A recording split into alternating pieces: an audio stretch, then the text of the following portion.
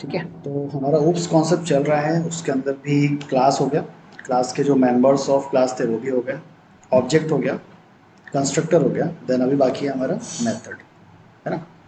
और inner inner classes भी वगैरह हो चुके हैं सब।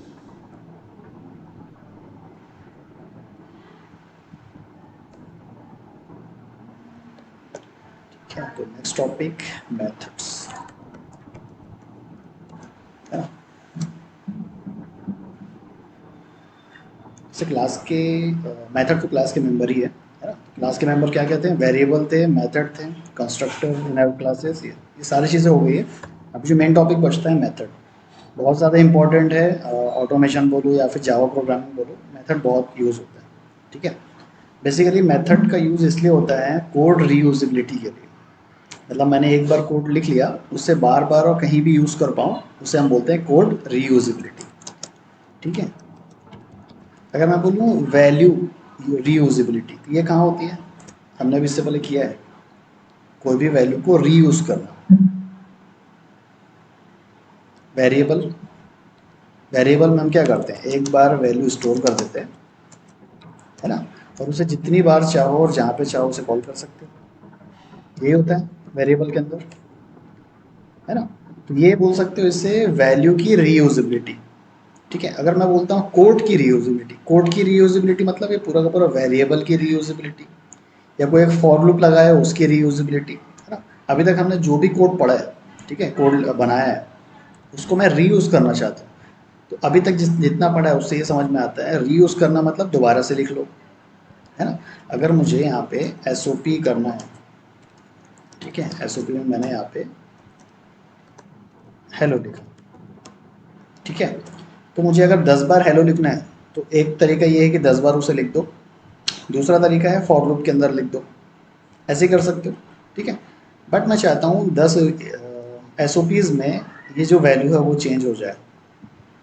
ठीक है, अगर ये नंबर होता तो फॉर लूप में रख के हम क्या कर सकते थे, 1 2 3 4 5 ऐसे एग्जीक्यूट कर सकते थे, करेक्ट। बट मैं चाहता हूँ जितनी बार एस यूज़ होगा उतनी बार अलग अलग वैल्यू प्रिंट करें। ऐसा कुछ टॉपिक पढ़े अभी, नहीं पढ़े, है ना। अगर मुझे सीक्वेंस से प्रिंट करना है 1 2 3 4, ये तो फॉर लूप के अंदर इजीली हो जाएगा। ठीक है, लेकिन मुझे कोई भी अलग अलग रैंडम कोई वैल्यू चाहिए प्रिंट करने के लिए, वो नहीं कर सकते, है ना। रैंडम कोई वर्ड अगर मुझे प्रिंट करना है वो नहीं कर सकते। अगर मैं हेलो भी अगर प्रिंट करता हूँ फॉर लूप में, तो हमेशा हेलो हेलो ही प्रिंट करेगा, करेक्ट। तो उसको रीयूजेबिलिटी नहीं बोलेंगे, उसे हम क्या बोलेंगे, इटरेशन। मतलब हम उसे मल्टीपल टाइप रन करवा रहे हैं, ये होता था वहाँ पे। फिर कोड रीयूजेबिलिटी कैसे कर सकते हैं, तो इसको देखो, वेरिएबल का काम क्या था हमारा, एक बार वैल्यू स्टोर कर दो, जब जब मुझे ज़रूरत है वहाँ से कोड मुझे मिलते जाएगा। ये करने से फ़ायदा क्या हुआ था, हमारा मेमोरी स्पेस जो था वो बच गया, है ना। अगर मुझे 10 बार इसे यूज़ करना है तो मैं 10 बार कॉल कर लेता हूँ, और ये आएगा कहाँ से, एक ही मेमोरी में से आएगा। तो जो मेरा मेमोरी था वो एक ही बार यूज़ होगी, है ना, मेमोरी स्पेस जो रहेगी वो एक ही बार यूज़ होगी।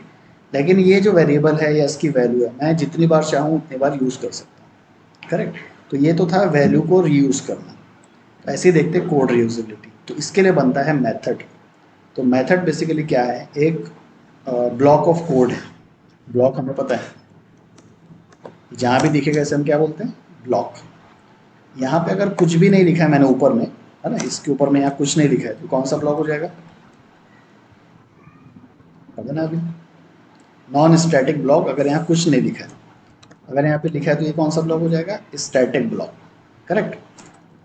अब ये ब्लॉक कहाँ का देखे हमने, क्लास में भी देखा है ब्लॉक, पीएसवीएम में भी देखा है।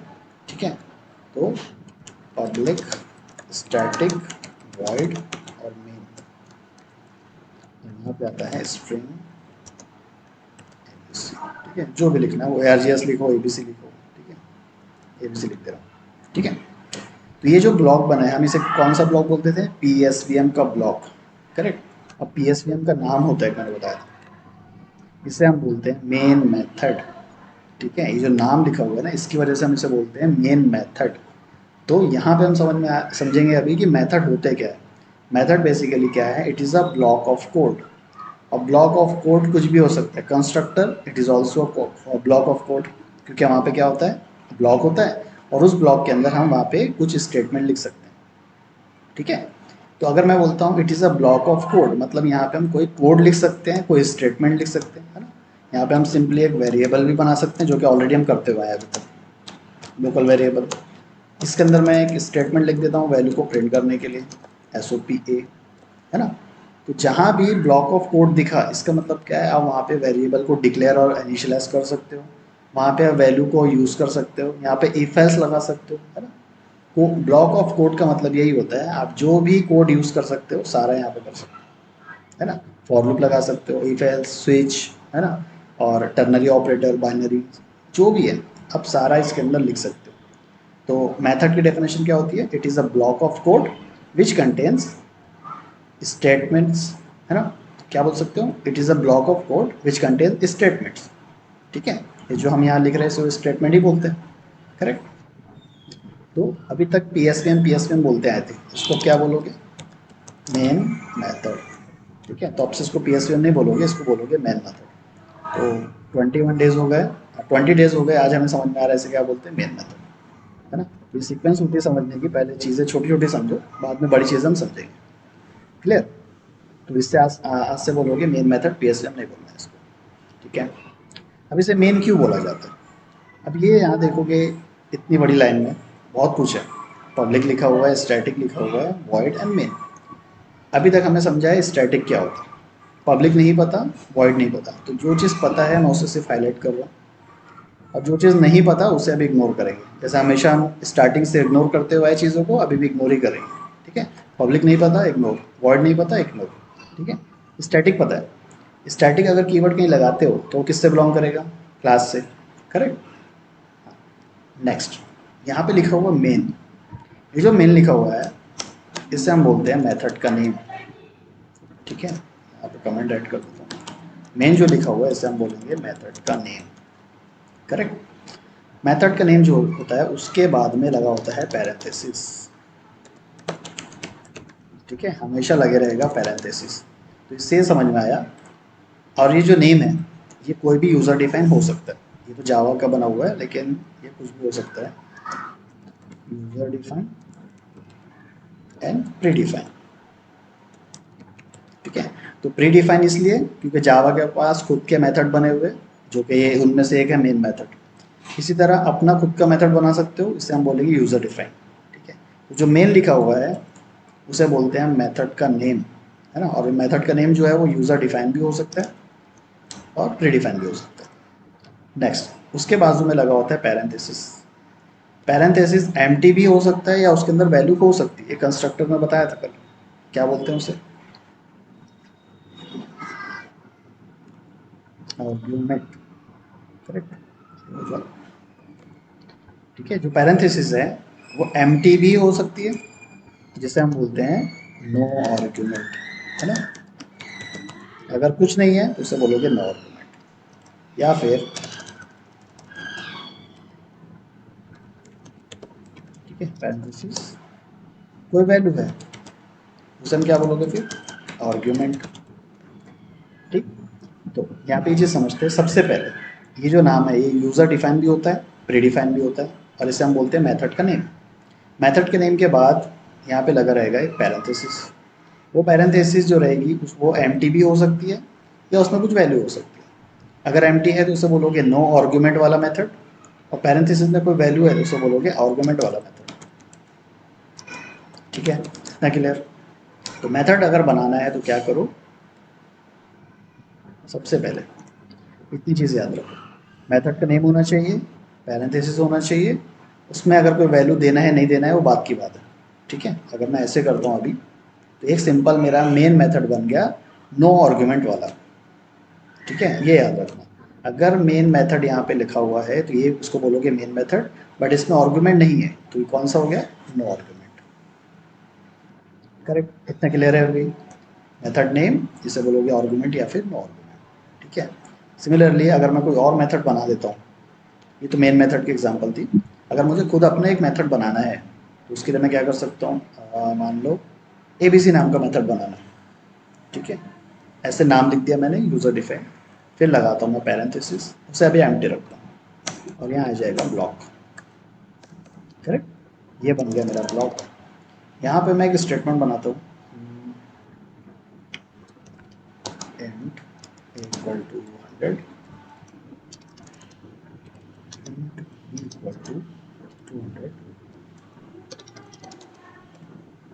और int c equal to a plus B. ठीक है, और लास्ट में रहेगा एक ऐसे, इसमें रहेगा सी। ठीक है, मैंने ये जो बनाया है इसे हम बोल सकते हैं it is a block of code, है ना, या फिर मल्टीपल स्टेटमेंट। करेक्ट।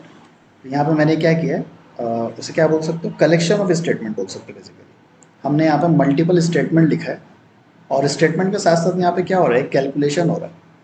ठीक है, दो वेरिएबल्स की जो वैल्यू है वो सम हो रहा है, यहाँ पे प्लस होके सी में स्टोर होगी और सी जो रहेगा वो यहाँ पे प्रिंट हो रहा है।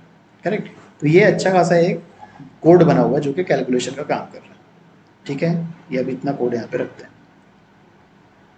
हमें ये समझ में आ गया, इसे बोलते हैं मेथड करें, पैरेंथेसिस में कुछ नहीं है तो ये नो आर्गुमेंट रहेगा। इसी के साथ इसके पहले यहाँ पे लगे रहेगा वॉइड। ठीक है, बेसिकली वॉइड नहीं रहता, इसकी जगह कुछ और भी रहता है। वॉइड को बोलते हैं रिटर्न टाइप।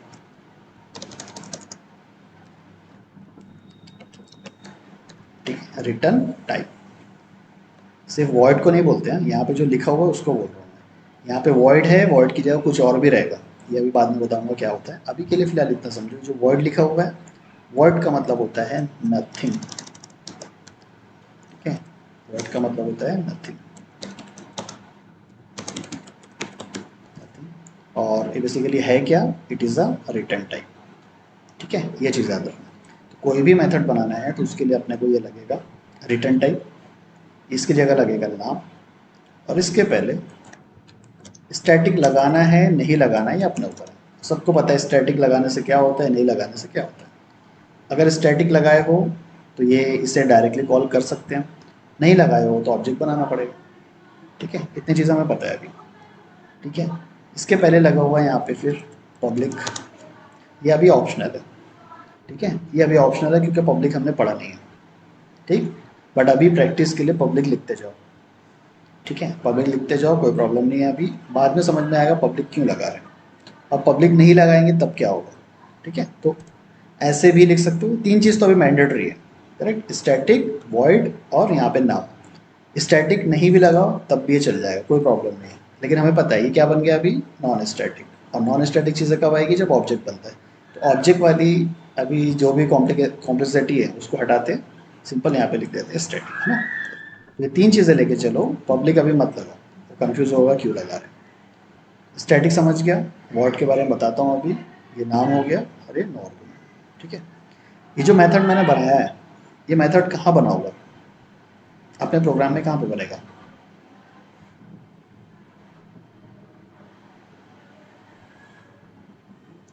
एक बोलो, एक बोलो कोई, एक बोलो, क्या बोल रहे हैं वैभव।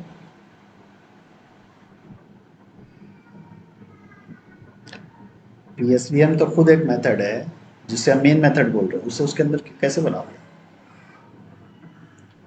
इसको अभी मैंने बोला ना, it is a main method. ये खुद एक मेथड है, ये खुद एक मेथड है। तो मेथड के अंदर मेथड नहीं बनाएंगे। ये पीएसवीएम यहाँ से यहाँ खत्म हो गया। ठीक है, ये पीएसवीएम क्या था, जो कि एक मेन मेथड है, यहाँ पे खत्म हो गया। ऊपर में एक समझो एक वेरिएबल बना हुआ है, ये अलग है। फिर एक और अगर मेथड बनाना है, पहली बात तो मेथड क्या है, it is a member of class, है ना। जैसे कंस्ट्रक्टर एक मेंबर ऑफ क्लास था, तो वो कहाँ बनता था, क्लास के अंदर। मेन मेथड ये भी क्लास का मेंबर है, ये क्लास के अंदर बन रहा है। ये जो मैंने मेथड बनाया ये भी क्या है, क्लास का मेंबर है। क्लास के मेंबर मतलब क्या, क्लास के अंदर रहेंगे। ठीक है, क्लियर हुआ यहाँ पे। तो अज्यूम करो यहाँ पे क्लास बनी हुई है। अगर वो क्लास बनी है तो क्लास के अंदर मेन मेथड भी है और ये वाला एक मेथड भी है।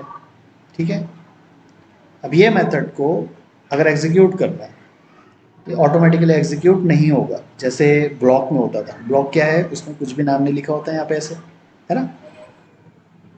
अगर मैंने यहाँ से ही हटा दिया तो ये क्या बन गया अभी, कौन सा, नॉन स्टैटिक ब्लॉक बने। करेक्ट, और ये ऑटोमेटिक एग्जीक्यूट नहीं होगा जब तक हम ऑब्जेक्ट नहीं बनाते। यही अगर यहाँ पे स्टैटिक लिख देता तो वो क्या बनता है, स्टैटिक ब्लॉक, जो कि क्या होता, मेन मेथड के पहले ही एग्जीक्यूट हो जाता। करेक्ट, लेकिन अभी ये ब्लॉक नहीं है, स्टैटिक ब्लॉक भी नहीं है, नॉन स्टैटिक ब्लॉक भी नहीं है, ये क्या है, मेथड ब्लॉक है। ठीक है, और वो मेथड का नाम क्या है, ABC नाम का एक मेथड बनाया हमने, करेक्ट। मेथड बनाने का रीज़न मैंने पहले ही बताया, it is use for code reusability. मतलब जैसे वेरिएबल में हम एक बार वैल्यू स्टोर करते हैं, मल्टीपल टाइम यूज़ कर सकते हैं और जहाँ चाहो वहाँ यूज़ कर सकते हो। सिमिलरली मेथड भी ऐसे ही होते हैं, एक बार उसके अंदर कोड लिख दो, जितनी बार चाहो वो कोड को यूज़ कर लो, जहाँ चाहो वहाँ पे यूज़ कर लो, इसी को बोलते हैं कोड रीयूजिबिलिटी। मैं इंटरव्यू में भी वही पूछ रहा हूँ, 2 दिन से चल रहा है, तो कोड रीयूजिबिलिटी क्या होती है, लोग ये बताएंगे वो बताएंगे, लेकिन एक बेसिक चीज़ होती है वो नहीं बता पाते कि हाँ चलो मेथड बनाओ, कोड उसको रीयूज़ करो। ठीक है, तो कोड रीयूजेबिलिटी का मतलब क्या होता है, एक बार कोड बना हुआ, आप उसको देखो, घर में भी कोई चीज़ें रहती है, हम रीयूज़ कर रहे हैं मतलब क्या है ना, उसी को क्लीन करेंगे दोबारा यूज़ करना चालू कर देंगे, ऐसी होती चीज़ें। तो सिमिलरली यहाँ पे भी हम क्या कर रहे हैं, रीयूज़ कर रहे हैं, एक बार बना के रख दो, जब जब चाहोगे यूज़ कर लो। अब यूज़ करना मतलब क्या, मैंने यहाँ पे बनाया है कैलकुलेशन, करेक्ट। अब यही कैलकुलेशन को मुझे अगर अपने प्रोग्राम में लिखना होता तो ये तीन चार चार चीज़ें लिखना पड़ता प्रोग्राम में यहाँ पे, है ना। जैसे अगर मैंने इसको कॉपी किया और पेस्ट, तो अपने प्रोग्राम में अगर मैं ये लिखूंगा तो ये भी प्रिंट करेगा सी के वैल्यू, करेक्ट, कोई इशू नहीं है।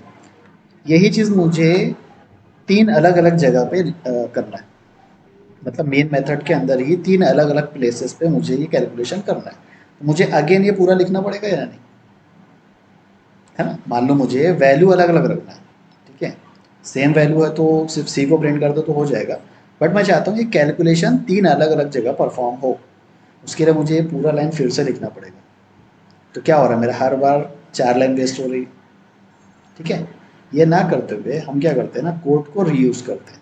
ये एक बार कोड लिख लिया, जहाँ जहाँ मुझे ज़रूरत है कैलकुलेशन की, मैं सिर्फ ये मेथड को बुलाऊंगा, ABC मेथड। ABC मेथड क्या करेगा, उसके अंदर की चीज़ें एग्जीक्यूट कर देगा। ये सेम वैसे ही काम कर रहा है जैसे कंस्ट्रक्टर में था।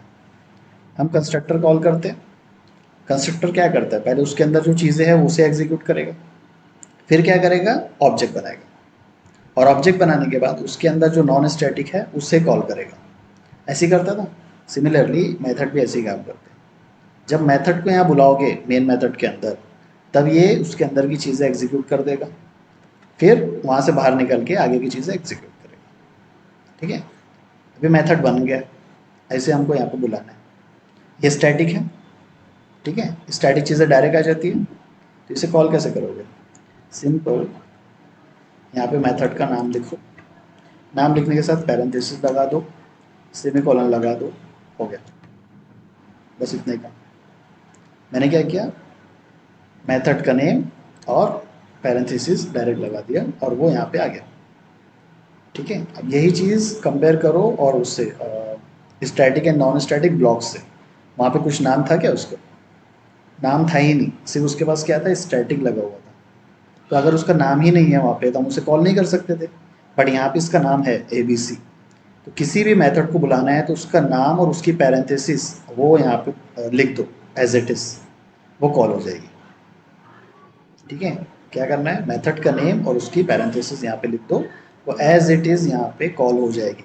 कॉल होना मतलब क्या, अभी JVM क्या करेगा, सबसे पहले इसे एग्जीक्यूट करेगा, ये एग्जीक्यूट करने के बाद उसे क्या मिला, हम मेथड को कॉल कर रहे हैं, तो मेथड जब कॉल कर रहे हैं मतलब इसके अंदर की चीज़ें एग्जीक्यूट करेगा जाके, है ना।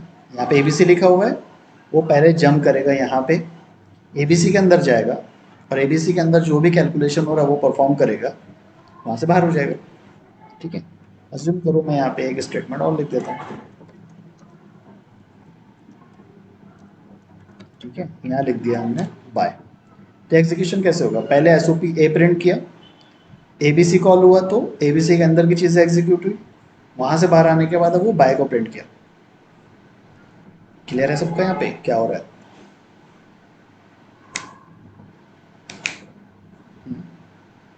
हाँ, PSC मेन मेथड के अंदर ही कॉल करना है क्योंकि अपने को एग्जीक्यूशन यही करवाना है, कोई भी चीज़।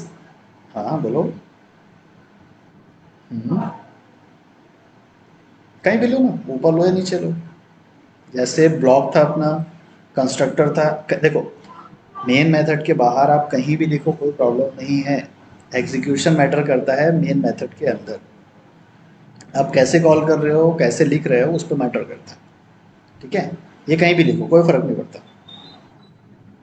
ठीक है, समझ गया कैसे कॉल करना है। ठीक है, यहाँ पे कोड रीयूजेबिलिटी समझ में आई।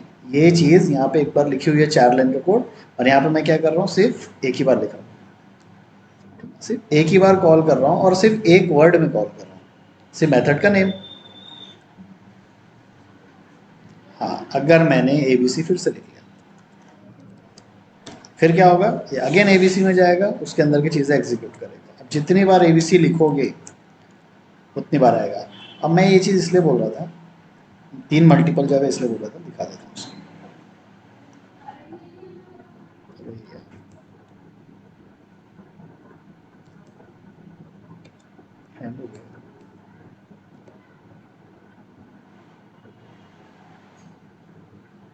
ठीक है, तो देखो एक एबीसी लिखा हुआ है, उसके बाद मैंने ऐसे कुछ तो भी प्रिंट कर दिया हेलो।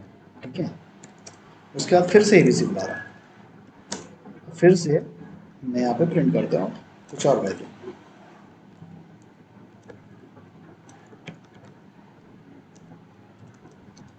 ऐसे। जो मैं अभी बता रहा था कि मुझे अगर 3 अलग अलग जगह पे कैलकुलेशन करना है, तो एक बार यहाँ पे किया, एक बार यहाँ पे किया और एक बार यहाँ पे किया। मतलब क्या हो रहा है, मैं जितनी बार एबीसी को कॉल करूँगा उतनी बार उसके अंदर की चीज़ें एग्जीक्यूट होते जाएगी। और ये देखो सीक्वेंस में नहीं है, कॉल किया कुछ और प्रिंट किया, फिर कॉल किया फिर कुछ और प्रिंट किया। ये चीज़ें फॉर लूप में पॉसिबल थी क्या? पॉसिबल नहीं थी। वो सीक्वेंस में एक बार पूरी की पूरी, अगर मुझे मैंने 3 बार प्रिंट करना है, वो 3 बार प्रिंट करता, उसी के बाद कुछ और प्रिंट करने जाता बाहर, है ना। लेकिन यहाँ पे हम क्या कर सकते हैं, हम मेथड को कहीं पे भी कॉल कर सकते हैं। फॉर एग्जांपल यहाँ पे 10 एसओपी लगे हुए हैं, उसके पहले और उसके बाद अगर मुझे एबीसी को बुलाना है, बिल्कुल बुला सकते हो। उन 10 एसओपी के बीच में अगर कहीं पे बुलाना है तब भी बुला सकते हो। तो बेसिकली एबीसी को जहाँ पे भी बुलाओगे वो वहाँ पे एग्जीक्यूट कर देगा उसके अंदर का कोड। ठीक है, तो यहाँ पे हम फॉर लूप का इस्तेमाल नहीं कर सकते, क्योंकि फॉर लूप क्या करता है, एक बार में प्रिंट कर देगा पूरा, उसके बाद ही बाहर निकलेगा वहाँ से, है ना। ऐसा तो नहीं होता कि पहले एक बार बाहर निकल गया, कुछ एग्जीक्यूट करेगा वापस उसमें जाएगा। ये कब हो सकता है, जब हम नेस्टेड फॉर लूप करते हैं। ठीक है, बट वो कॉम्प्लिकेटेड हो जाती चीज़ें। तो मेथड का यूज़ समझा, कोड रीयूजेबिलिटी के लिए बहुत यूज़ होता है, ऑटोमेशन में बहुत इंपॉर्टेंट है इसका रोल। ठीक है, क्योंकि ऑटोमेशन में हमें बहुत सारी चीज़ें करनी होती है। तो क्या करते हैं हम लोग, उसको एक जगह लिख के रख देते, जब जब मुझे उसकी ज़रूरत पड़ेगी मैं उसको यूज़ करते रहूँगा। डेवलपर्स भी ऐसे ही करते हैं, वो एक फाइल के अंदर, एक प्रोग्राम फाइल में ना बहुत सारे मेथड बना के रखते हैं। जैसे अभी मैंने 2 मेथड बताया ना, एक मेन मेथड है और एक एबीसी मेथड है। ऐसे वो हंड्रेड्स ऑफ मेथड बना के रखेंगे। पता नहीं हमारे कोड में भी कितने सारे मेथड है, हमको पता ही नहीं है, डेली हम लोग ऐड करते रहते हैं ऐसे मेथड। ठीक है, कभी भी हमें कुछ यूज़ करना है ना कोड को, हम ऐसे एक मेथड बनाते हैं कुछ भी नाम का, और उसमें मेथड में कोड अपना रख देते हैं। इसलिए कोड रखते हैं कि जब भी मुझे ज़रूरत पड़ेगी इन फ्यूचर, मैं सिंपल वो मेथड को कॉल कर लूँगा, मुझे दोबारा से इतना बड़ा कोड लिखना नहीं पड़ेगा। ये एडवांटेज होता है मेथड का। क्लियर है यहाँ पे? ठीक है, तो ये जो मेथड था ये था नो आर्ग्यूमेंट मेथड। ठीक है, बोलो। हम्म, हाँ, अरे नाम तो बताना भूल गया मैं। ठीक है, अच्छा क्वेश्चन था। ठीक है, जैसे क्लास हो गया, वेरिएबल हो गया, सबका रूल है नाम कैसे रखें। तो वेरिएबल, इसका भी हमेशा क्या रखेंगे आप, स्मॉल में। ठीक है, और यूज़र डिफाइन होना चाहिए, प्री डिफाइन नहीं होना चाहिए। सेम ऐसे ही जो हम मेथड का नाम लिख रहे हैं यहाँ पे, ये मेथड के नेम हमेशा स्मॉल में रहना चाहिए। ठीक है, ये कभी भी नंबर नहीं होना चाहिए, नंबर से स्टार्ट नहीं होना चाहिए।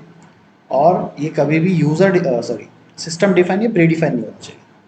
ठीक है, जैसे पब्लिक एक सिस्टम डिफाइंड है, स्टैटिक और वॉइड, ये तीनों भी क्या है मेरे, सिस्टम डिफाइंड। इन तीनों को ये मेथड के नेम की जगह यूज़ नहीं कर सकते। दूसरा, क्लास का नेम यूज़ नहीं कर सकते। क्यों नहीं कर सकते क्लास का नेम, वो कंस्ट्रक्टर में भी यूज़ होता है ना, कंस्ट्रक्टर में यूज़ होता है। मेथड का नेम कैसा है, ये स्मॉल लेटर होना चाहिए। दूसरा, यूज़र डिफाइन होना चाहिए। ठीक है, तीसरा, नंबर से स्टार्ट नहीं होना चाहिए। एक और क्या बताया मैंने, स्मॉल होना चाहिए, यूजर डिफाइन होना चाहिए। हाँ ये आ गया ना, यूजर डिफाइन ही होना चाहिए, ठीक है, इसको प्री डिफाइन नहीं करना। Correct, to not start with number, correct, ये चीज़ें याद रखिए। ओके, और कुछ क्वेश्चन है, चले आगे।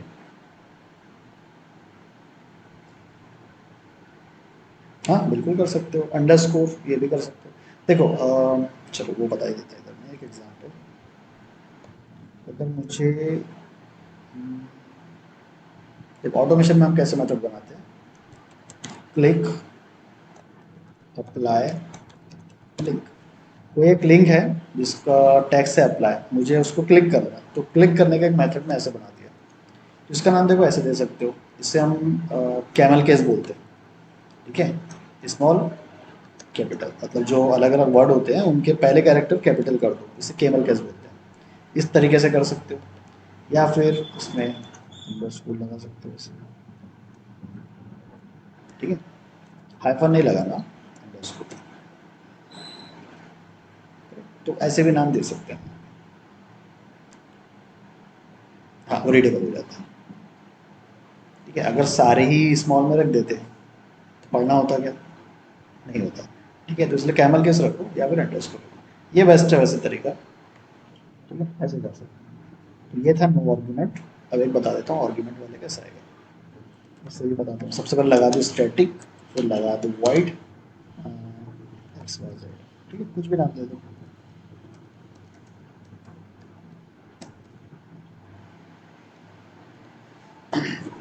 कंस्ट्रक्टर में कैसा था, जब हम कंस्ट्रक्टर बनाते हैं आर्गुमेंट वाला, उसके अंदर हम वेरिएबल डिक्लेयर करते हैं, तो यहाँ पे भी वैसे वेरिएबल डिक्लेयर करते हैं, इंट आई, ठीक है। तो अगर मैंने इंट आई यहाँ पे ले लिया, इसे बोलोगे पैरामीटर, ठीक है, इसे क्या बोलोगे, पैरामीटर। जब मेथड को बुलाओगे तो वैल्यू भेजना पड़ेगा।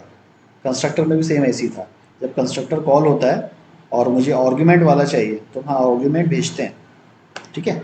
तो ये एक मेथड है एबीसी जो नो आर्गुमेंट है, ये वाला है ये आर्गुमेंट या फिर पैरामीटर कंस्ट्रक्टर, सॉरी मेथड बोलते हैं इसे, ठीक है। इसके अंदर मैं क्या कर रहा हूँ, सेम कंस्ट्रक्टर वाली एग्जाम वाली लेते हैं। एक वेरिएबल लेता हूँ यहाँ पे एक्स, उसके अंदर मैं वैल्यू डाल देता हूँ आई की, और इसे प्रिंट कर देता हूँ एक्स, ठीक है। तो यहाँ पे हो क्या रहा है पहले वो समझो, आई के अंदर कोई तो भी वैल्यू स्टोर होगी, वो वैल्यू फिर पास होगी किसमें, एक्स के अंदर, और यहाँ पे एक्स प्रिंट होगा। इतना क्लियर है, कंस्ट्रक्टर में हमने सेम ऐसे ही पढ़ा था। अभी मेथड को कॉल करना देखेंगे, कैसे कॉल करना, इधर आता है, ठीक है। यहीं पे अगर कॉल करना है इसे, तो कॉल करने के लिए एक्स वाई जेड लिख दिया, पैरेंथेसिस भी लगा दिया, सेमी कॉलम भी लगा दिया। इतना अगर लिखते हो तो ये दे देगा एरर। क्या एरर देगा, ऐसा वाला मेथड यहाँ पे है ही नहीं। क्या लगता है कौन सा एरर देगा, ये क्या एरर देगा, कल कंस्ट्रक्टर में सेम आया था, बोलो बोलो, एस्केलेशन, एस्केलेशन वाला कौन सा है कितना,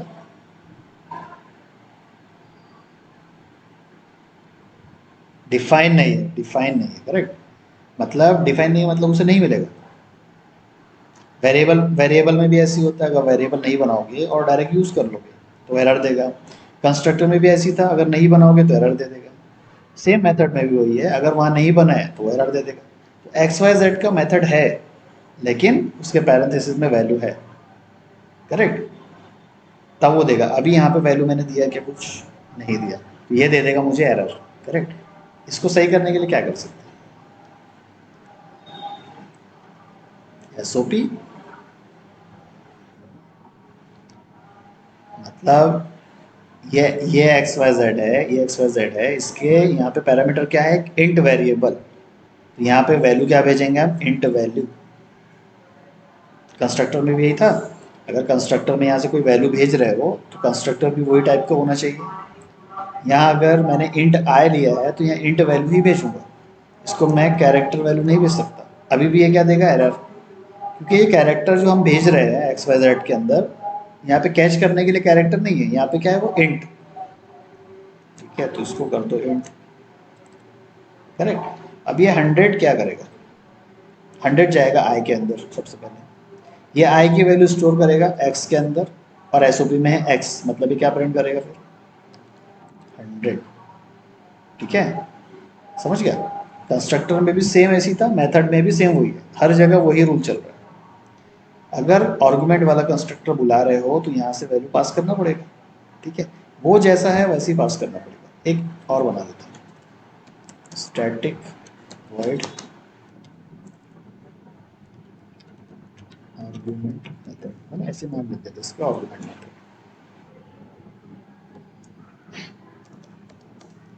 ओके, और यहाँ दे देते हैं कोई स्ट्रिंग वैल्यू, स्ट्रिंग एस। ठीक है, अब ये वाले मेथड को मुझे यहाँ पे बुलाना है। ठीक है, मैं क्या करूँगा यहाँ पे आर्गुमेंट मेथड ऐसे लिख लिया। ठीक है, और क्या करूँ, कोई भी स्ट्रिंग भेज दो। ठीक है, कोई भी स्ट्रिंग यहाँ से भेज दो, वो स्ट्रिंग जाएगी एस के अंदर। ठीक है, और वहाँ पे एस का जो भी यूज़ करना है वो कर सकते हैं फिर। ठीक है, ऐसे क्लियर हुआ सबको कैसे आर्गुमेंट वाले मेथड कॉल करना है। ठीक है ना, तो पहले इसका थोड़ा सा प्रैक्टिकल लेते हैं फिर आगे चलते हैं। तो मेथड क्या है, क्लास के मेंबर। क्लास के मेंबर कहाँ रहते हैं, क्लास के अंदर रहते हैं। ये जो है इससे अब क्या बोलना है हमें हमेशा, मेन मेथड। पीएसपी को भूल जाओ, अब इसको बोलोगे मेन मेथड, क्योंकि it is a method. Method की पहचान कैसे है, यहाँ पे कुछ तो भी लिखे रहेगा, जो कि यूज़र डिफाइन भी हो सकता है, प्री डिफाइन भी हो सकता है। उसके साथ में लगे रहेगा पैरेंथेसिस। करेक्ट, कुछ भी लिखा रहे, पैरेंथेसिस रहे और ब्लॉक रहे, ये देख के क्या समझेगा, it is a method. Constructor की क्या पहचान है, कंस्ट्रक्टर का नेम एग्जैक्टली सेम रहता है क्लास के नेम से, उसके साथ भी पैरेंथेसिस होती है, उसके साथ में ब्लॉक भी होता है।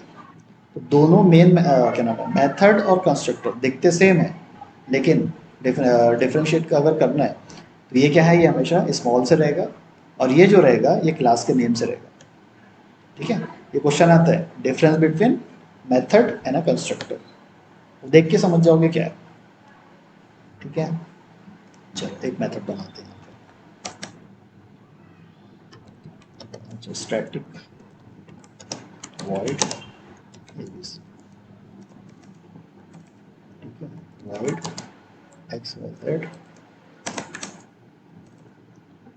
Static void argument method.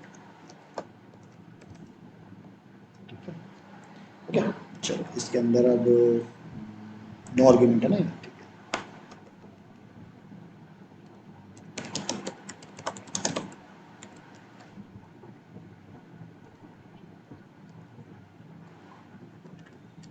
Static no argument इसे कर देंगे नॉन स्टैटिक।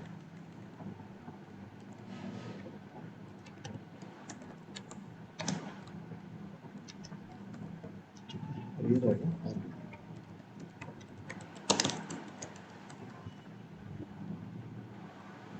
ओके, यहाँ पर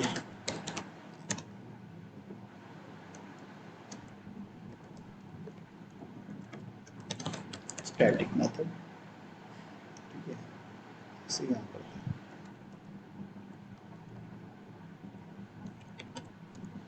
स्टैटिक मेथड, और यहाँ कैलकुलेशन लगा देते हैं, int A equal to 10, int B equal to 20, int C equal to 30 आएगा एसओ।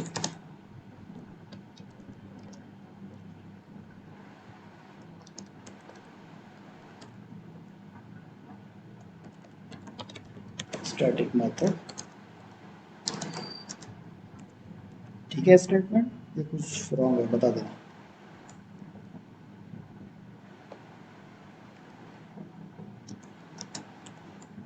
ठीक है, ए प्लस बी होगा, सी में जाके स्टोर होगा और ये साथ में प्रिंट कर देगा।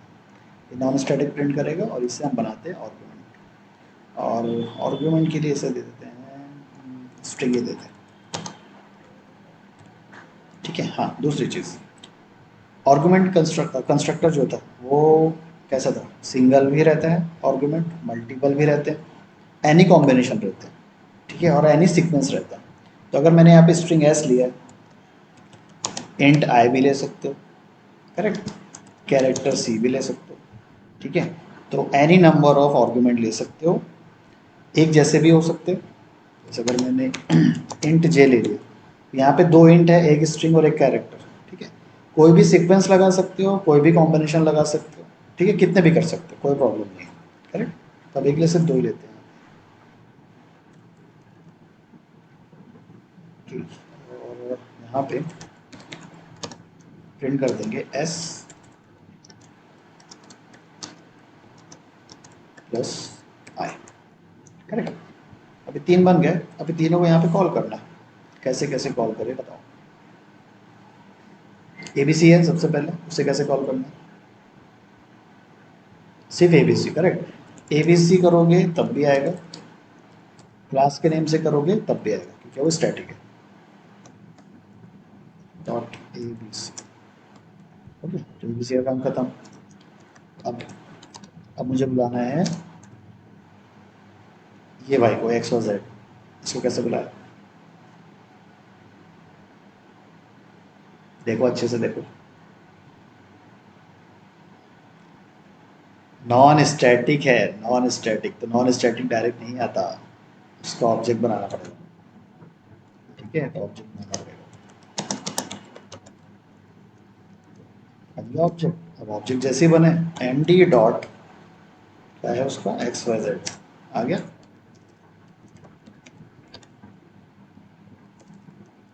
चलो अब आर्गुमेंट मेथड को बुलाना है, इसे कैसे बुला, पहले आर्गुमेंट मेथड, देखो देखो ये मैंने यहाँ पे कुछ नहीं दिया तो एरर दिया, करेक्ट, ठीक है। हाँ, स्ट्रिंग वैल्यू मतलब कुछ भी ले लो, ठीक है, चलो बाय ले लेते हैं, फिर कॉमा करके नंबर, करेक्ट, ठीक है।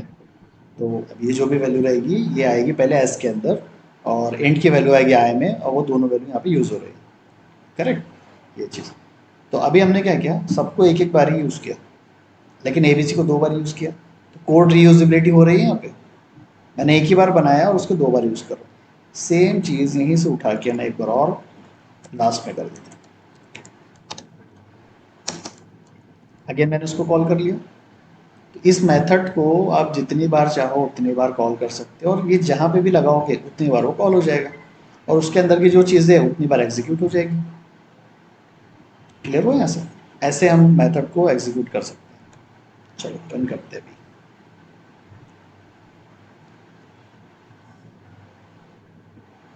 ठीक है। तो ये दोनों प्रिंट कर रहे हैं स्टैटिक मेथड 30, 30 क्यों, क्योंकि ये कैलकुलेशन हो रहा है यहाँ पे। फिर आएगा non static method X Y Z, फिर आर्गुमेंट मेथड आएगा बाय 500, और फिर आएगा अगेन स्टैटिक मेथड 30। हो गया क्लियर है यहाँ से सारी चीज़ें, ठीक है। एक मेथड और बना दो, स्टैटिक वॉइड,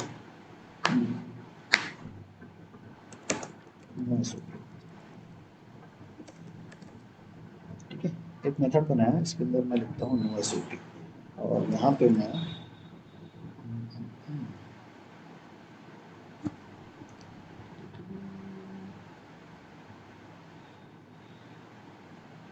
अच्छा वो रिटर्न टाइप आएगा ना तब बताना पड़ेगा इसको रहने दो, ठीक है। इतना अभी किसी को कोई डाउट है तो बताओ, आगे चले फिर, ठीक है, क्लियर है सबको। हाँ,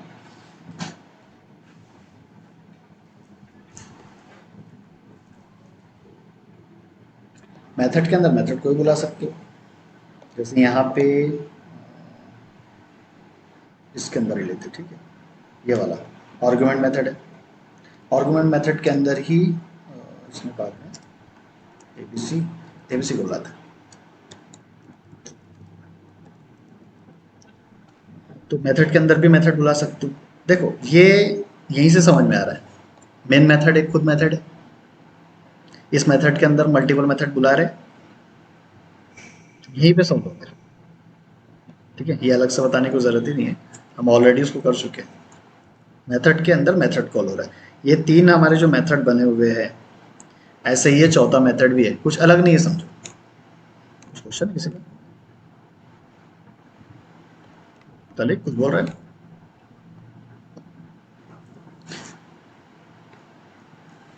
कैसे हाथ लगा रहा भाई, कैसे?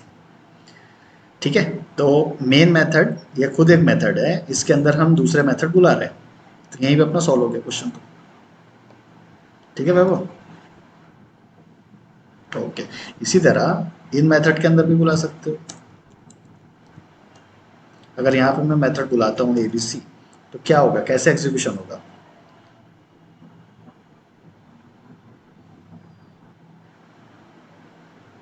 नहीं नहीं, हम आर्गुमेंट मेथड तो बुला रहे हैं ना। अब आर्गुमेंट मेथड हमारा पीएसवी में बुला रहे हैं, तो जब आर्गुमेंट मेथड बुला रहे हो तो जेवीएम क्या करेगा, आर्गुमेंट मेथड में आएगा, इसके अंदर जो एसओपी है उसे एग्जीक्यूट कर देगा। फिर उसे क्या मिला, एबीसी मिल गया, तो यहाँ से डायरेक्टली जंप करेगा एबीसी में। कहाँ एबीसी, ये एबीसी। अब एबीसी में आएगा, उसके अंदर की चीज़ एग्जीक्यूट कर देगा। सेम यहाँ पे भी वही हो रहा है। मेन मेथड के अंदर हम क्या कर रहे हैं, एबीसी को बुला रहे हैं, तो मेन मेथड में आने के बाद वो पहले एबीसी में जाएगा। कहाँ है एबीसी, यहाँ पे, इसमें आएगा, इसके अंदर की चीज़ें एग्जीक्यूट करेगा, वापस आ जाएगा, फिर आगे की चीज़ें एग्जीक्यूट करेगा। सेम यहाँ पे भी हो रहा है। आर्गुमेंट मेथड को अगर कहीं पे बुला रहे हो तो पहले वो आर्गुमेंट मेथड में आएगा, एसओपी मिला तो पहले एसओपी करेगा, देन एबीसी को उसके अंदर जाके एग्जीक्यूट कर देगा। करेक्ट। अब यही चीज़ हर एक मेथड के अंदर कर सकते हो। आर्गुमेंट के अंदर मैंने एबीसी को बुलाया, एबीसी के अंदर एक्स वाई जेड को बुला लो, इसको बोलते हैं मेथड चेनिंग। जब एक मेथड के अंदर दूसरा मेथड आता है उसे हम बोलते हैं मेथड चेनिंग। ठीक है, मेथड चेनिंग का अलग से भी एक कॉन्सेप्ट है, वो अलग तरीके से करते हैं, ये भी एक तरीका है। मेथड के अंदर मेथड कॉल कर रहे हो। ठीक है, चले आगे। ओके ठीक है, तो मेथड हो गया, उसके आर्गुमेंट हो गए, अब स्टैटिक भी हो गया हमारा ऑलरेडी। अब बचता है वॉइड। वॉइड का काम क्या है? तो वॉइड मतलब नथिंग, है ना, यहाँ पे मैंने बताया ना, वॉइड मतलब नथिंग। और जो वॉइड है वो प्लेस पे जो चीज़ रखी हुई है उसे हम बोलते हैं रिटर्न टाइप, है ना, मेथड रिटर्न टाइप।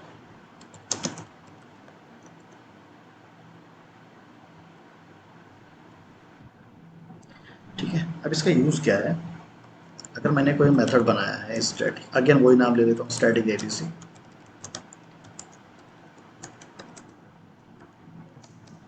ये मेथड अगर बनाते हो और यहाँ पे वॉइड लिखा हुआ है, इसका मतलब ये मेथड कुछ रिटर्न नहीं कर रहा।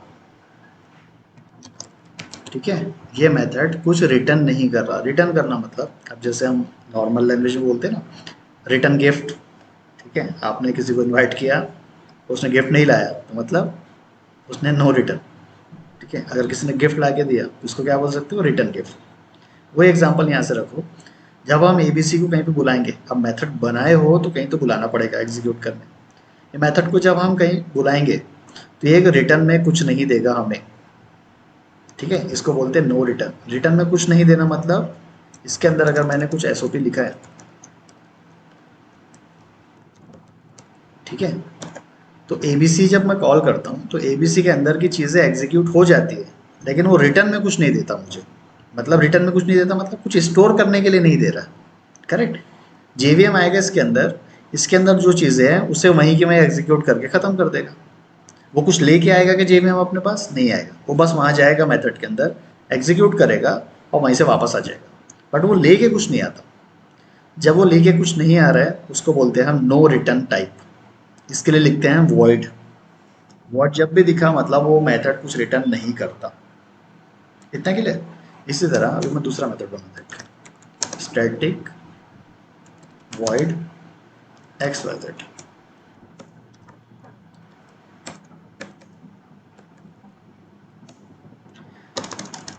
ठीक है, जब मेथड कुछ रिटर्न करता है तो रिटर्न करने के लिए कीवर्ड होता है रिटर्न। ठीक है, और स्पेस देके हम यहाँ पे वैल्यू लिख देते हैं 1 2 3। करेक्ट, और लगा देते हैं भी सेमीकोलन। ये जो वैल्यू है ये क्या है, इंट टाइप की है, और ये रिटर्न कर रहा है 1 2 3, इसको ऐसे पढ़ते हैं। ठीक है, ये जो एक्स वाई जेड का मेथड है ये रिटर्न कर रहा है 1 2 3 की वैल्यू। और 1 2 3 क्या होता है? इंट। जो भी वैल्यू ये मेथड रिटर्न करेगा उसका डेटा टाइप यहाँ पे लिखना होता है। ये अगर स्ट्रिंग करता हेलो तो वर्ड की जगह हम लिखते स्ट्रिंग। ये रिटर्न कर रहा है इंट, मतलब 1 2 3, तो ये यहाँ लिखना पड़ेगा इंट। तो ये जैसे हम डेटा टाइप बोलते हैं ना, वैसे इसको बोलोगे रिटर्न डेटा टाइप। ठीक है, इसलिए इसका नाम दिया मेथड का रिटर्न टाइप। ये मेथड क्या रिटर्न कर रहा है, जो भी वैल्यू ये रिटर्न कर रहा है उसका डेटा टाइप यहाँ पे लिख दो। इतना समझा कैसे मेथड बनाना है? एक मेथड तो ये देख लीजिए वॉइड, मतलब ये कुछ रिटर्न नहीं कर रहा। एक मेथड है जो कि रिटर्न कर रहा है। जो रिटर्न कर रहा है वैल्यू यहाँ पे लिखी होती है रिटर्न कीवर्ड के बाद में। जो भी वैल्यू रिटर्न करता है उसका डेटा टाइप यहाँ पे लिखना होता है, whether it is character, string, int, कुछ भी हो सकता है। ठीक है, तो जो वैल्यू यहाँ पे लिखोगे वो यहाँ पे डेटा टाइप में ऐड करना पड़ेगा। ये क्या रिटर्न कर रहा है? स्ट्रिंग। क्यों स्ट्रिंग? ये नंबर है या तो इंट। कॉन्कैट हो रहा है, करेक्ट, कॉन्कैट हो रहा है नंबर और स्ट्रिंग। स्ट्रिंग के साथ कुछ भी ऐड करो वो कॉन्कैट कर देता है, करेक्ट। यहाँ पे क्या करना पड़ेगा अपने? स्ट्रिंग। समझा? तो अगर रिटर्न टाइप लगाना है तो यहाँ पर डेटा टाइप बताना पड़ेगा और रिटर्न कीवर्ड लगता है जो वैल्यू ये रिटर्न करता है। ठीक है, अब रिटर्न करने के अलग अलग तरीके वो प्रैक्टिकली बताता हूँ। कॉल कैसे करना है वो भी देखो। ठीक है, चलो आते हैं इधर, यहीं पे बना देता हूँ, ज़्यादा नीचे नहीं जाना पड़ेगा। Static void return method. देखो अगर मैंने इसको सिर्फ इतना लिखा रिटर्न, ये दे देगा एरर। क्यों एरर दे रहा है? यस, प्री डिफाइंड चीज़ें अगर यहाँ पे यूज़ करते हो, जैसे अगर मैंने ले लिया पब्लिक, ये देगा एरर। और ये मैंने यूज़ कर लिया स्टैटिक, तब भी देगा वो एरर, क्योंकि यहाँ पे हम प्री डिफाइंड चीज़ें नहीं यूज़ कर सकते, यहाँ हमेशा यूज़र डिफाइन होना चाहिए। तो रिटर्न अगर लिखा है प्री डिफाइन, उसके साथ अपना कुछ लगा दो रिटर्न मेथड। पब्लिक लिखे हो तो पब्लिक मेथड लिख दो, मतलब अपना कुछ तो भी वहाँ पे ऐड कर दो अलग से, तो वो यूज़र डिफाइन बन जाएगा। ठीक है, हम यहाँ पे एक वैल्यू लेते हैं इंट x इक्वल टू 5050। ठीक है, अगर मैंने यहाँ पे सिस आउट x ऐसे प्रिंट कर दिया, इस मेथड को अगर मैं यहाँ पे बुलाता हूँ, ठीक है, स्टैटिक है, मैं डायरेक्ट बुला सकता हूँ रिटर्न मेथड। अगर मैं मेथड को यहाँ बुलाता हूँ तो इसका एग्जीक्यूशन कैसे होगा, थोड़ा कोई एक्सप्लेन कर सकता है? पूजा, निकिता, कोई भी, वैभव।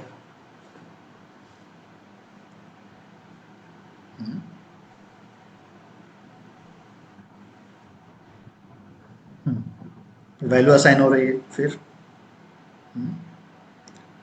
एक्स को प्रिंट कर देगा, करेक्ट, और वापस आ जाएगा। फिर वापस आके मैंने अगर यहाँ पे लिख दिया फिर से एक एम्प्टी लाइन, तो ये क्या करेगा, पहले मेथड में जाएगा, एग्जीक्यूट करेगा, एग्जीक्यूट करके वापस आ गया। कुछ लेके आया अपने पास? वो नहीं लेके आया, तो समझा रिटर्न गिफ्ट जो मैं बोल रहा था। हाँ, क्या क्या क्या? हाँ, वही तो एग्जाम्पल ले रहा हूँ ना अभी मैं, एग्जाम्पल वही ले रहा हूँ। वॉइड है तो ये कुछ लेके आया क्या? अभी नहीं लेके आया, ये सिर्फ आ रहा है यहाँ पे, एग्जीक्यूट कर रहा है, वापस चले जा रहा है, और कुछ नहीं कर रहा है इसके साथ। ठीक है, अगर मुझे कुछ लेके आना है वापस तो हम यहाँ पे फिर लिखते हैं सर रिटर्न। अगर मैं रिटर्न एक्स कर देता हूँ, ठीक है, तो जैसे मैं रिटर्न एक्स करता हूँ तो ये बोलेगा एरर। क्या बोलेगा? वॉइड नहीं लिख सकते क्योंकि हमने यहाँ लगा दिया रिटर्न। तो किस टाइप का डेटा टाइप यहाँ पे आएगा? इंट आएगा, क्योंकि एक्स क्या है? इंट है। यहाँ पे लिख दो इंट। अब जैसे मैं इंट लिखता हूँ यहाँ पे एरर देना स्टार्ट कर देगा। नहीं दिया? अच्छा नहीं, सॉरी, नहीं देगा वो, क्योंकि यहाँ पे मैंने कुछ लिया नहीं है। ठीक है, तो रिटर्न मेथड, हाँ, आर्गूमेंट लिया तो इंट आई ए ले लिया, तो यहाँ पे एरर देगा। अब इसको यहाँ से वैल्यू भेजना पड़ेगा 50 ऐसे। ठीक है, तो अभी के लिए एग्जांपल के लिए मैंने उसको वैसे लिया, करेक्ट, क्योंकि हमारा मेन अभी समझना क्या है, वॉइड, करेक्ट। तो वॉइड है मतलब नो रिटर्न, वो रिटर्न अपने साथ कुछ नहीं ला रहा है। लेकिन अभी क्या करेगा जेवीएम? जेवीएम आएगा, एग्जीक्यूट करेगा और साथ में रिटर्न क्या लेके जाएगा, एक्स की वैल्यू। जाएगा या नहीं जाएगा देखिए, अरे बोलो, रिटर्न एक्स किया ना मैंने, तो एक्स के अंदर कुछ वैल्यू है 50-50, तो ये वैल्यू रिटर्न लेके जा रहा है जेवीएम अपने साथ। इसका मतलब ये होता है, या फिर इसको ऐसे पढ़ते हैं, रिटर्न मेथड, ये जो मेथड है ये रिटर्न कर रहा है एक्स की वैल्यू। ठीक है, अभी वैल्यू को मैं यूज़ कर सकता हूँ, कैसे यूज़ कर सकता हूँ, एक वेरिएबल में स्टोर कर दूँ, आए, है ना। तो ये जो मेथड था रिटर्न, ये अपने साथ एक वैल्यू लेके गया, अब वो वैल्यू को हम आई के अंदर स्टोर कर रहे हैं। अब इसे आउट करके रिटर्न वैल्यू ऐसे कर देता हूँ, करेक्ट, और यहाँ पे मैं प्रिंट कर देता हूँ आई को।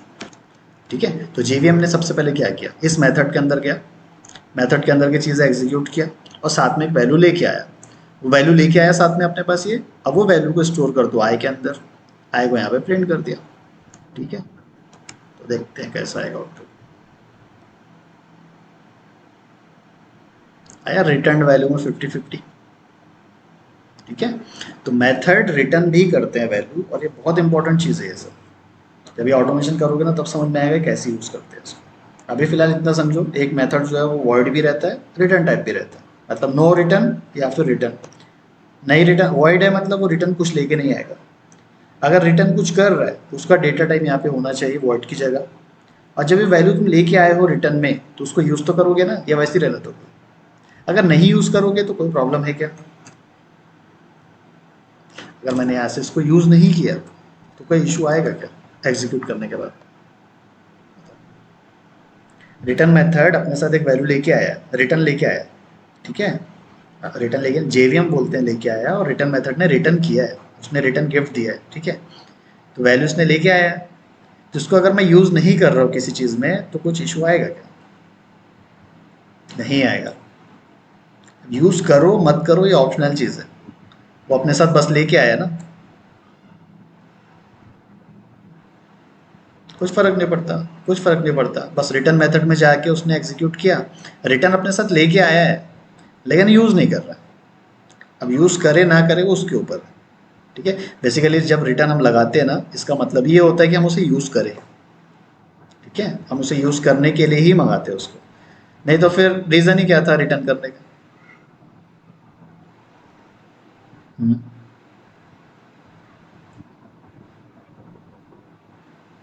क्यों देगा, जब रिटर्न ही नहीं कर रहे हैं तो रिटर्न यहाँ से हटा दो, यहाँ से रिटर्न हटा दो और यहाँ पे वर्ड लिख दो ऐसे। तो ये वैल्यू स्टोर कैसे करोगे जब कुछ ला ही नहीं रहे तो। ठीक है, ये चीज़ ना, ये देखो वॉइड दिया, एरर, एरर दिया, क्यों दे रहा, क्योंकि वो लेके नहीं आ रहा। Can not convert from void to int, क्योंकि हम यहाँ से वॉइड करें और हम स्टोर किस में करें, इंट के अंदर, वो खाली हाथ आ रहा है वहाँ से, तो हम स्टोर कैसे करेंगे, इसलिए हटाना पड़ेगा। ये सिंपल इसके जैसे हो गया पहले के जैसा, वर्ड वाला। ठीक है, एरर गॉन, करेक्ट। कुछ भी ले सकते हो, कुछ भी। अगर मैंने यहाँ पे लिया है कैर, यहाँ पे क्या रिटर्न करना पड़ेगा मुझे, ऐसे कैरेक्टर। अब यहाँ पे एक्स किया है, तो ये मेथड इंट चलेगा या नहीं चलेगा, हाँ सॉरी डेटा टाइप चलेगा या नहीं चलेगा, चलेगा या नहीं चलेगा, चलेगा या नहीं चलेगा, पहले बताओ, चलेगा नहीं चलेगा, चलेगा नहीं चलेगा। और किसी को कुछ है, ये चलेगा, आज की वैल्यू स्टोर हो जाएगी आई के अंदर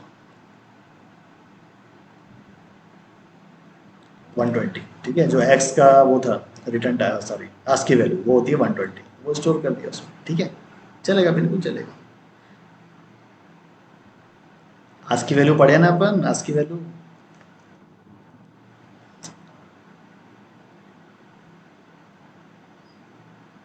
तो रिटर्न एक्स किया तो एक्स ऐसे आया, ऐसे आ गया। इस कैरेक्टर को इंट में स्टोर कर सकते हैं। आज की वैल्यू पढ़ना, आज की वैल्यू पढ़ना, ये कैरेक्टर को इंट के अंदर कर सकते हैं, क्योंकि बेसिकली जो कैरेक्टर होता है वो कैरेक्टर डायरेक्टली स्टोर नहीं होता, वो पहले आस्की वैल्यू में कन्वर्ट होगा देन जाके स्टोर होगा। तो आस्की वैल्यू पहले बन जाएगी 120, तब जाके नंबर में स्टोर हो जाएगी, इसलिए वो प्रिंट कर रहा है 120। ठीक है, तो आस्की वैल्यू वाला टॉपिक थोड़ा पढ़ लेते हैं। ओके, और कोई क्वेश्चन? नो क्वेश्चन, ठीक है। एक चीज़ का ये ध्यान देना, जब वैल्यू हम रिटर्न करते हैं ऐसे, ठीक है, या फिर इसको मैं बोलता हूँ मेथड में अगर एसओपी लिखे हो, है ना, मेथड में एसओपी लिखा हुआ है, यहाँ पे एबीसी में भी लिखा हुआ है, पर एबीसी को हमने डायरेक्ट ऐसे बुलाया, इस एबीसी को एसओपी में मत डाल देना।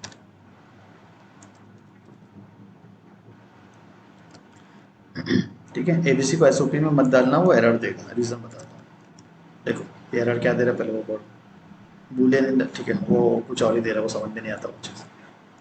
एबीसी मेथड जो है इसके अंदर ऑलरेडी क्या लगा हुआ है, एसओपी। ठीक है, जब मैं एबीसी मेथड को बुलाता हूँ, जैसे यहाँ देखो, तो जेवीएम जेवीएम क्या करेगा, पहले एबीसी में आएगा, इसके अंदर का कैलकुलेशन करेगा और प्रिंट कर देगा और वापस चले जाएगा। करेक्ट, हम क्या कर रहे हैं, वापस आके फिर से इसको एसओपी में कर रहे हैं। अभी एबीसी अपने सब कुछ लाया है क्या, नहीं लाया है, तो प्रिंट होगा कुछ, नहीं करेगा। करेक्ट, तो फिर से समझो, मैंने एसओपी में लिखा है एबीसी, जेवीएम आएगा एबीसी के अंदर, आया, एग्जीक्यूट किया और खाली हाथ यहाँ से चले गया। करेक्ट, जब खाली हाथ जाएगा मतलब ये मेथड कुछ नहीं है यहाँ पे, है ना, तो कुछ नहीं है तो कुछ प्रिंट होगा, नहीं करेगा। इसीलिए यहाँ पे इसने क्या दिया, आर्ग्यूमेंट वॉइड, वॉइड के लिए नहीं बना है वो। ठीक है, यहाँ पे जब कुछ मेथड दिए हो तो वो एक्सपेक्ट क्या कर रहा है, वो कुछ रिटर्न में लेके आए, हम रिटर्न लेके ही नहीं आ रहे कुछ भी।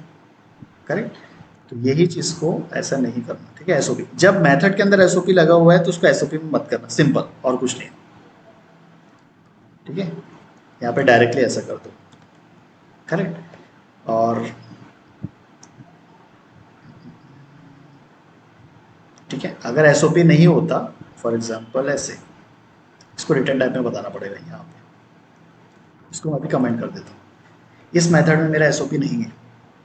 अगर ये मेथड को मैं बुलाता हूँ, अगेन एक बार और बुला लेते हैं, रिटर्न मेथड ऐसे,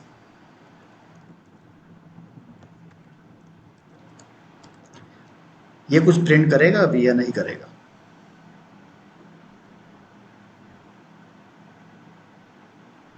क्यों नहीं कर रहा, क्योंकि रिटर्न मेथड में आओगे तो यहाँ एसओपी लगे ही नहीं है ना, लेकिन अपने साथ रिटर्न में कुछ लेके जाएगा, तो रिटर्न में अपने साथ लेके जा रहा है, मतलब ये पूरा मेथड हटेगा, इसकी जगह पे आ जाएगा ऐसे एक्स, ऐसे एज्यूम करो। करेक्ट, यही वैल्यू को अगर मैं एसओपी में डाल दूँ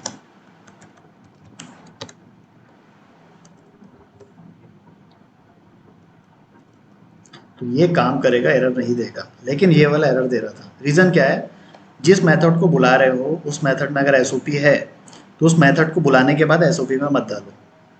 ठीक है, हमने एबीसी को क्या किया, बुलाया और उसको एसओपी में डाल दिया था, और एबीसी के अंदर खुद का एक एसओपी है, एसओपी के अंदर एसओपी काम नहीं करता, ये शॉर्टकट याद रखना, इसलिए वो एरर दे रहा था। रिटर्न मेथड के अंदर एसओपी अभी नहीं है, इसको मैंने एसओपी के अंदर डाला तो वो काम कर गया, क्योंकि वो रिटर्न कुछ ना कुछ लेके आ रहा है। अगर मैं रिटर्न यहाँ से हटा देता हूँ, मैं अवॉइड कर देता हूँ, एरर दिया, क्योंकि यहाँ पे एसओपी भी नहीं है, रिटर्न भी नहीं है। अगेन वही चीज़ हो गई, ये मेथड जाएगा, एग्जीक्यूट करेगा और खाली हाथ वापस आ जाएगा, तो खाली हाथ जब वो आ रहा है तो कुछ एग्जीक्यूट ही नहीं होगा वहाँ पे। करेक्ट, तो दो चीज़ें बस याद रखना, अगर मेथड के अंदर एसओपी है उसको डबल से एसओपी में नहीं डाल सकते, अगर एसओपी नहीं है तो उसे डाल सकते हो, लेकिन रिटर्न होना ज़रूरी है, कुछ ना कुछ लेके आना चाहिए, तभी तो वो प्रिंट करेगा। ठीक है, बोलो बोलो बोलो बोलो बोलो। हाँ हाँ, यहाँ पे, हाँ, जैसे ये एसओपी नहीं किया, रिटर्न किया, ये वाला मेथड ले लो। हाँ हाँ हाँ, अगर एसओपी यहाँ नहीं है ऐसे, ये ना,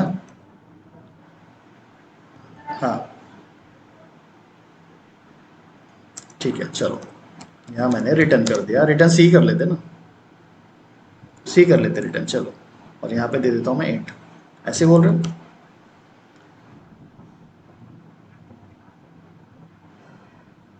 हाँ, तो क्या लूँ बताओ ना, क्या लूँ?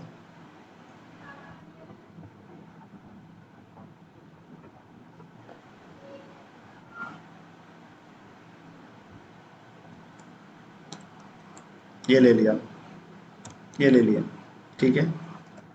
तो यहाँ पे मेरे को करना पड़ेगा, ये देखो ये भी रिटर्न टाइप ले रहा है। क्यों ले रहा है? कैरेक्टर को एंड के अंदर स्टोर कर सकते हैं, ठीक है, तो उसको भी हटा के कैरेक्टर ही करता हूँ, ठीक है चलो। हाँ, आगे का क्या क्वेश्चन?